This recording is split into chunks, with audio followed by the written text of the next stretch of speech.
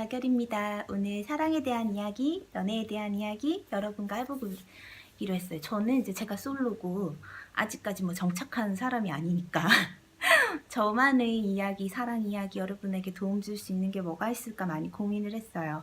지난 시간까지 우리가 사랑에 대한 넓은 의미에서의 마음들을 공부했어요. 그리고 이제 제가 굉장히 무서운 책을 하나 들고 왔는데 사실 좀 무서워요. 저도 보면서 막 뼈를 깎는 막 고통이 느껴지는 그런 책인데, 남자들은 왜 여우 같은 여자를 좋아할까? 너무 자극적이죠.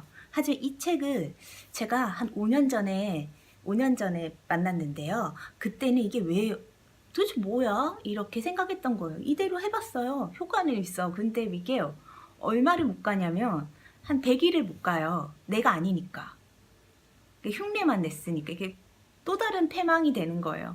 그래서 안 되더라고요. 근데 지금 요즘에 이제 마음 공부 많이 하잖아요. 마인드 컨트롤이라는 내 마음을, 나를 정말 사랑하는 연습을 굉장히 많이 하고 있고, 굉장한 불안한 와중에서도 불안하기 때문에 더 많이 하거든요. 그러고 나서 이 책을 딱 봤는데, 아, 이랬었구나. 많은 연애학 강의들이 있어요. 이렇게 해야 돼. 연락이 없는 남자는 이런 증세인 거야.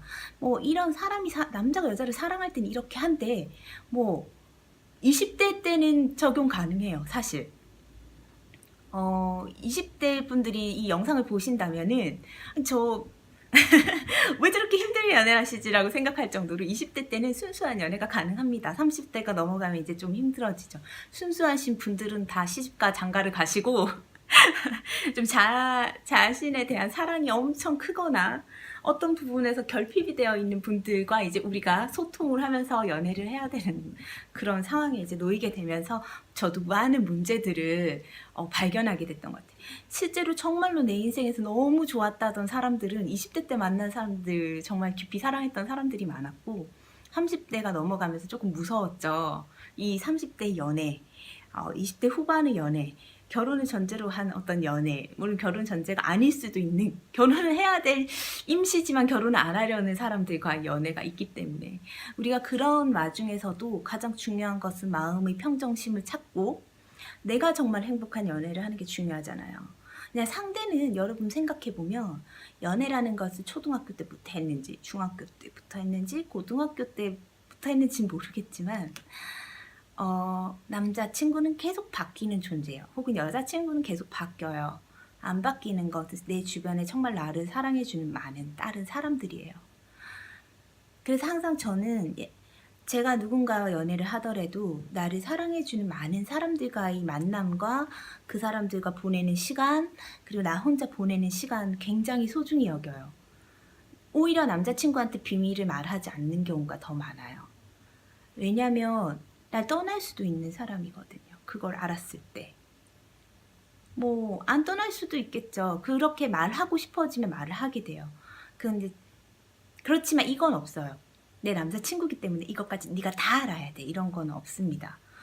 그래서 여러분과 함께 이 무서운 책을 간간히 같이 볼 거예요. 그리고 실전적으로 어떻게 아니 이렇게 나는 지금 우리 누구를 사랑하는가라는 챕터에서 우리는 이런 식으로 공부를 했잖아요. 내 자신을 사랑하고 상대를 내어줘야 돼요. 상대가 하고 싶은 대로 하도록 놔두는 게 아름다운 사랑입니다. 그럼 어떻게 놔둬야 되나? 그게 어떤 결과를 가지고 오나? 그리고 어떤 마음으로 놔둬야 되나를 알아야지 될 것 같아서 용기를 내서 이 책을 가지고 왔어요. 평온한 가운데 행복한 연애를 여러분이 하시고 평온한 가운데 행복한 사랑을 하시길 바라는 마음에서 가지고 왔고, 저도 또한 계속 공부하는 중이죠. 여러분과 함께 발전할 것입니다. 일단 우리가 앞으로 계속 이 여우라는 말을 저는 가능하면 안 쓸 거예요. 하지만 이 책에 대해서 여우라는 말에 대한 이제 고정관념을 깨야 된다고 얘기를 해요. 여우는 남자 앞에서 꼴이나 치는 앙큼하고 꽤 많은 여자, 그런 부정적인 편견을 깨고 있지만 부정적인 편견을 깨고 친절하고 여성스러우며 언제나 스스로에게 당당한 것이 여기 이 책에서 말하는 여우예요. 여러분의 여우가 되라고 하지 않을 거예요. 저는 이제 제 나름대로 해석을 해서 이 책을 가장 여러분이 거부감 없이, 그리고 제가 겪었던 어떤 부작용 없이 여러분 마음에서 우러나서 하실 수 있게끔 설명해 드리고자 하는 게 제 목표입니다. 첫 번째, 이런 장면들을 설명해 줄게요. 자기 자신이라고 생각하면은 댓글을 달아주시거나 좋아요를 눌리거나 뭐 이렇게 해주세요. 첫 번째 장면 하나, 여기 사랑에 늘 실패하는 여자가 있다. 그녀는 언제나 파트너에게 최선을 다한다. 즐겁게 하기 위해 가기 싫은 축구장을 가기도 하고 철 따라 그의 입을 것 먹을 것을 뭘 보충해야 될지 점검을 하고 그를 위해서라면 온갖 굳은 일도 마다하지 않는다.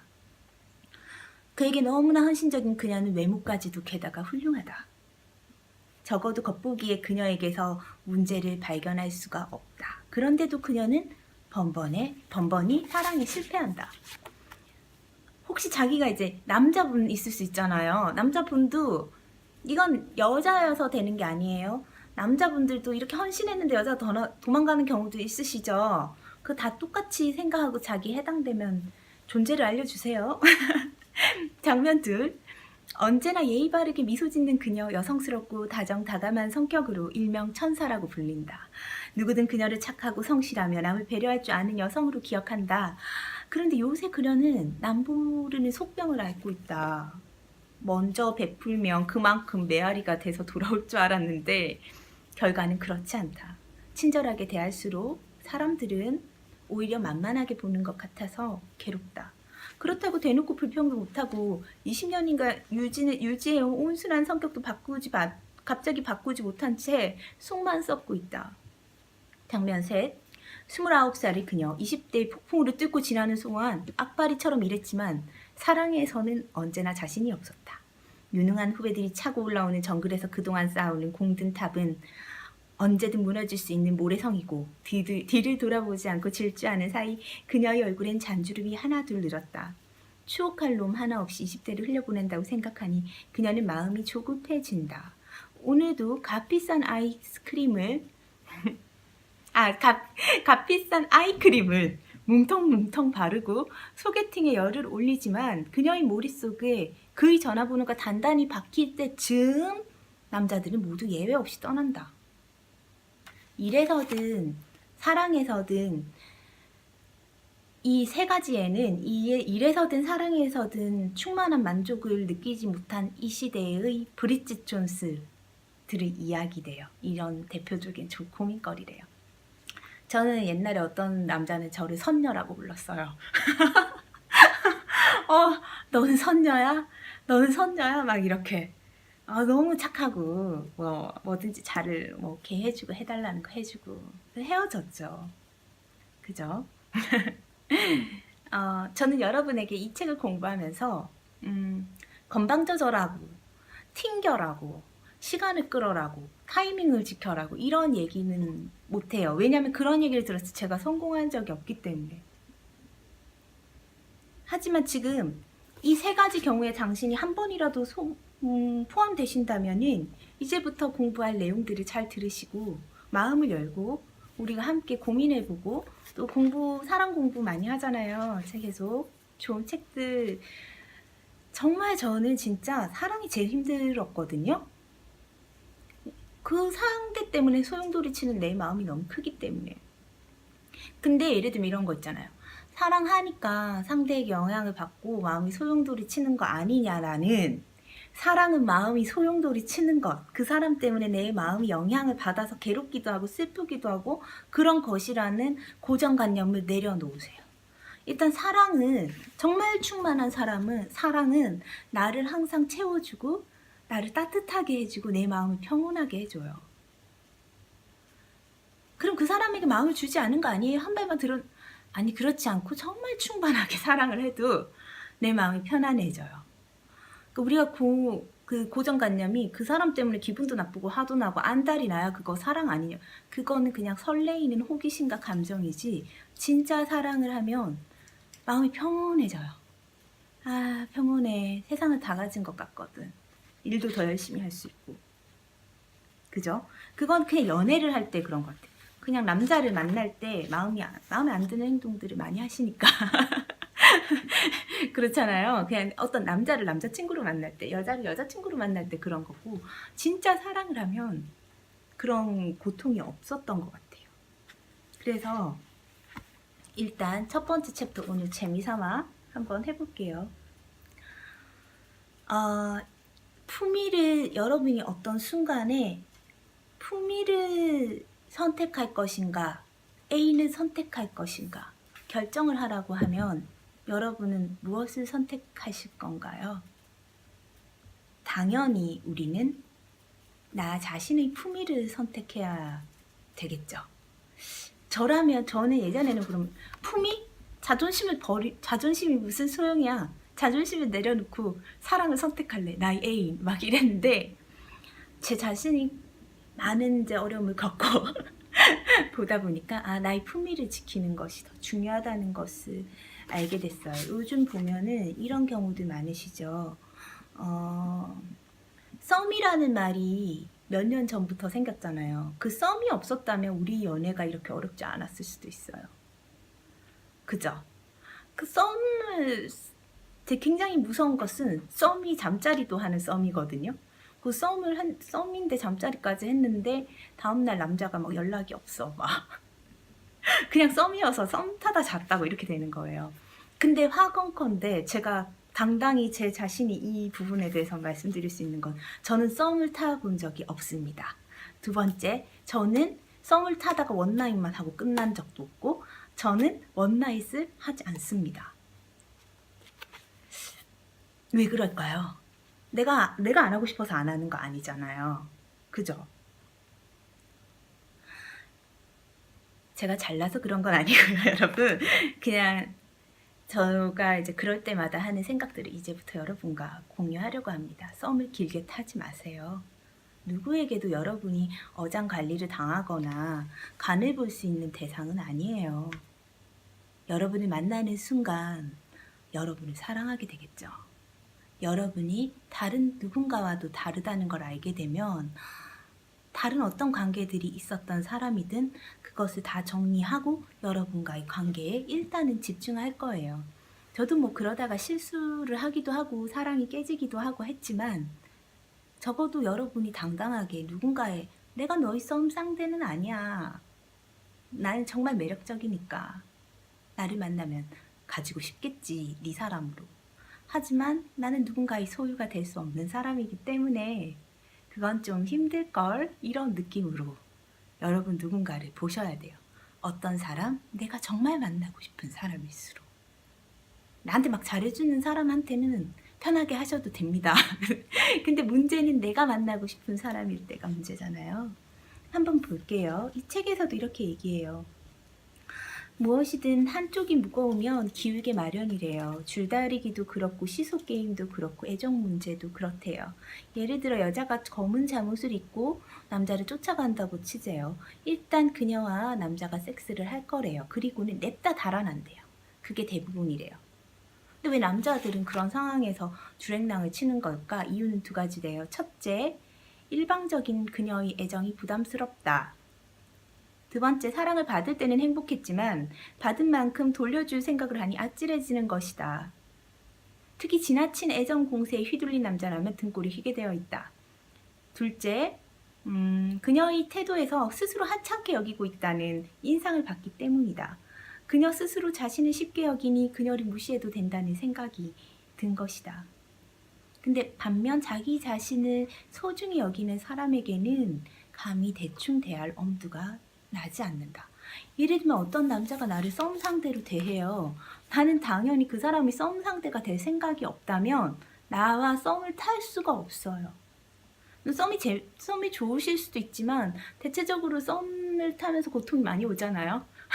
좋아서 만나는 건데, 그죠? 그래서 우리가 오늘 할 챕터는 품이냐 애인이냐. 우리는 당연히 품위를 선택해야 된다는 얘기를 해보고자 합니다.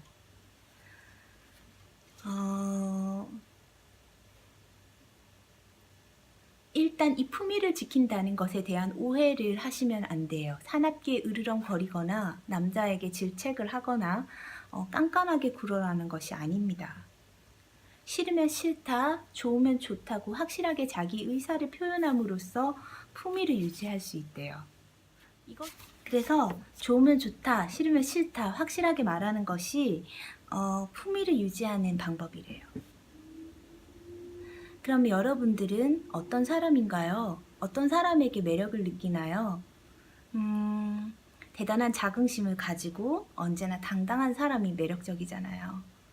그래서 우리도 품위 있는 내가 되기 위해서, 연애에서 품위 있는 내가 되기 위해서는 자긍심을 가지고 당당해야 돼요. 그럼 내 자신이 올바른 결정을 내린다는 확신을 가지고, 재미있는 것은 그런 확신을 가지고 행동을 하잖아요. 그런데 그럴 때 상대방이 뭘 좋아할지는 몰라요, 우리가. 그렇지만 내가 내 행동에 확신을 가지고 행동을 하면, 그것에 대한 일말의 두려움도 내보이지 않으면 상대가 그녀를 아니면 그 남자를 잃지 않을까봐 두려워하게 된다는 거예요. 그래서 나오는 게 뭐냐면 더 좋아하는 쪽이 진다는 거예요. 왜냐면 상대적으로 사랑이 조금 덜 오는 사람 같은 경우에는 상대방을 신경 쓰지 않거든요, 많이. 근데 내가 막 매달리기 시작하면 나는 온 정신을 집중해서 그 사람의 모든 것을 집중해요. 밸런스가 무너지죠. 마치 역자석처럼 내가 관심을 끊으면, 남자에게 목매이지 않으면 남자가 거꾸로 그녀에게 목을 매기 시작한다라고 책에서는 표현해요. 이게 너무 심화돼서 내가 한쪽에서 관심이 심하게 되면 상대방을 충전용 배터리쯤으로 생각하고 그 사람에게서 얼마나 많은 것을 빼낼 수 있나라고 머리를 굴리는 사람들도 있대요. 그게 그냥 사람 심리래요. 그래서 상대에게 친절을 베풀거나 그를 위해 너무 애쓰는 것은 자신의 품위를 떨어뜨릴 뿐이래요. 그렇게 되면 당신에 대한 상대의 호감의 치명타가 가해지고 둘의 관계는 끝나는 거예요. 우리가 이 책에서는 이제 이런 식으로 표현을 해주지만 저는 이걸 이렇게 지금에서야 이렇게 해석을 해요. 우리가 누군가에게 베풀거나 누구의 사랑을 받거나 누구의 관심을 얻기 위해서 하는 모든 행동들은 나로서 존재하게 하지 않고 나를 변화시켜요. 어떻게? 그 사람에게 목매는 나로. 내 인생의 대부분의 생각들을 그 사람에게 얽매이고 그 사람의 영향력 안에 둠으로써 나의 품위가, 고유했던 나의 그런 모습이 사라지는 거예요. 그럼 당연히 어때요? 매력이 없죠. 만약에 여러분이 어떤 남자분을 좋아하게 됐는데 그 사람이 굉장히 매력적이에요. 내 손에 잡힐 것 같지 않은 사람이에요.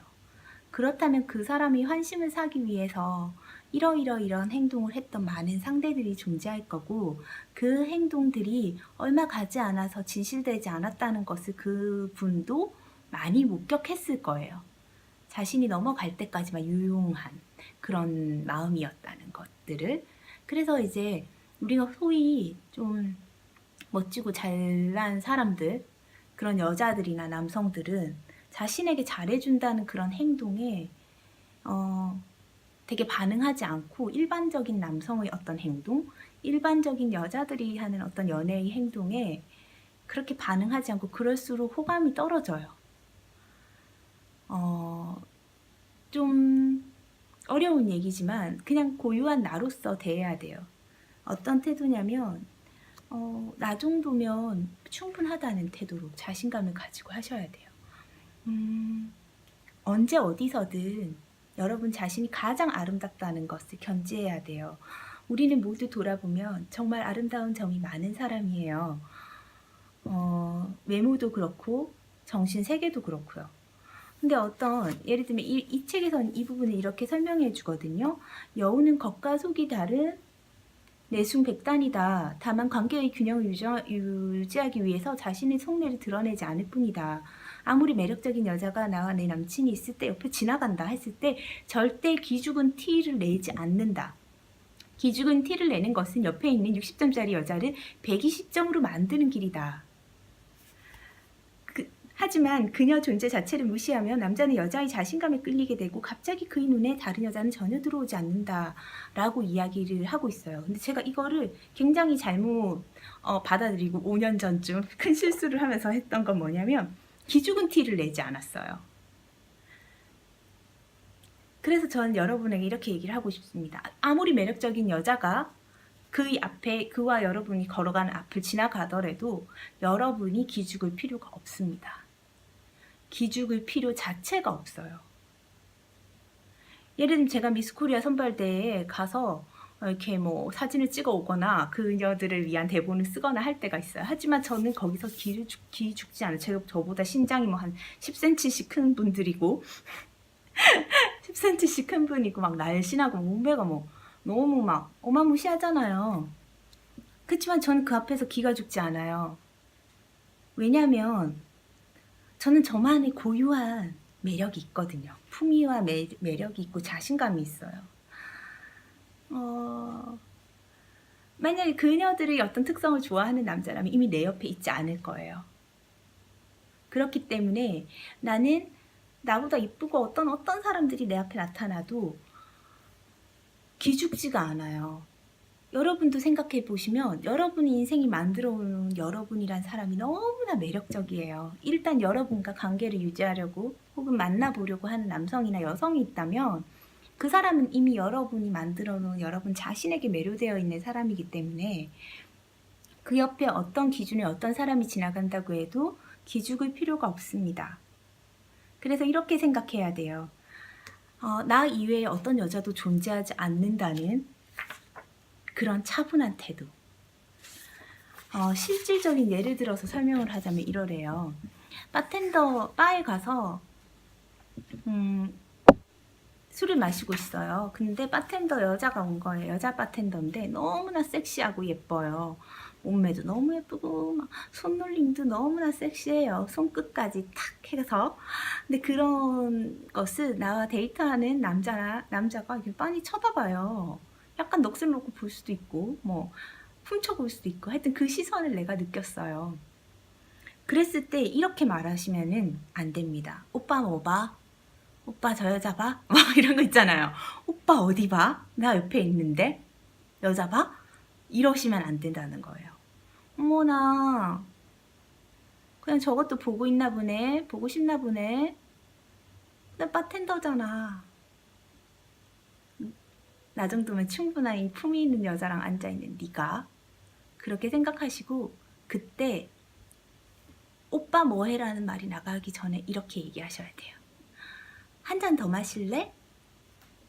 그러면 남자가 여러분 쳐다보겠죠. 그때 자기 스스로 찔려 할 거예요. 저 훔쳐보고 있다가. 그때 여러분이 웃음으로 화답해요. 아주 어떻게? 이 세상에 여자는 나밖에 없다는 차분한 태도로요. 그렇게 되면 여러분에게 다 푹 빠지게 될 거라고 이 책은 얘기합니다. 얼마나 그 사람이 대단하고 멋진 사람인지. 제가 여러분에게 이 책을 읽으면서 이런 실천적인 예들은 있어서 이 책이 좋지만 여우처럼 마음에 들지 않는 것을 하라고 하진 않을 거예요. 일단 중요한 것은 어떤 순간에 우리가 누군가에게 관심과 호감을 사기 위해서 할 수 있는 것이 아무것도 없습니다. 지나치게 친절을 베풀거나 뼈에 박히는 소리를 한다거나 혹은 너무너무 잘해주려고 착하게 한다거나 그럴 필요가 없어요.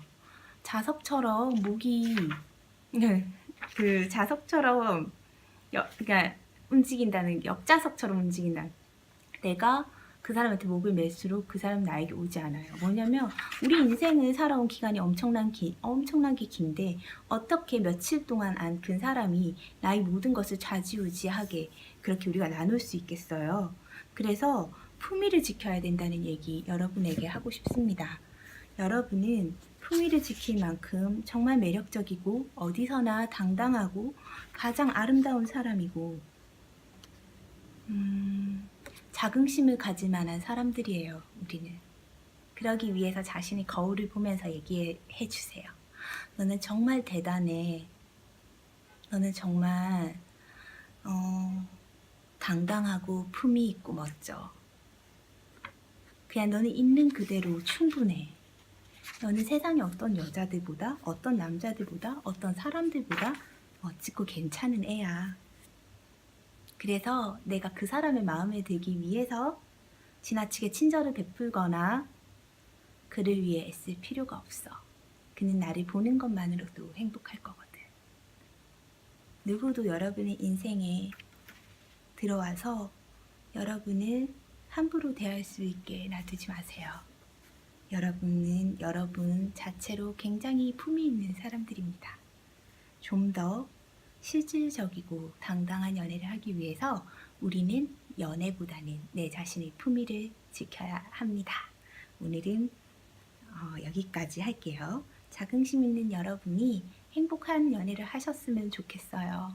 존중받는 연애, 행복한 연애를 위해서 다음 시간, 그런 사랑을 위해서 다음 시간에 한 번 더 보도록 해요. 기본은 우리가 우리 자신을 사랑하는 데 있습니다. 우리는 특별하니까요. 우리 모두가 특별해요. 여러분도. 그럼 오늘 여기까지 하고요. 또 다음 시간에 봬요. 사랑합니다. 고마워요. 행복하세요. 행복은 원하는 모든 것을 이룬 상태래요. 그래서 여러분 모두가 모든 면에서 행복하시길 바랍니다. 감사합니다. 또 봬요.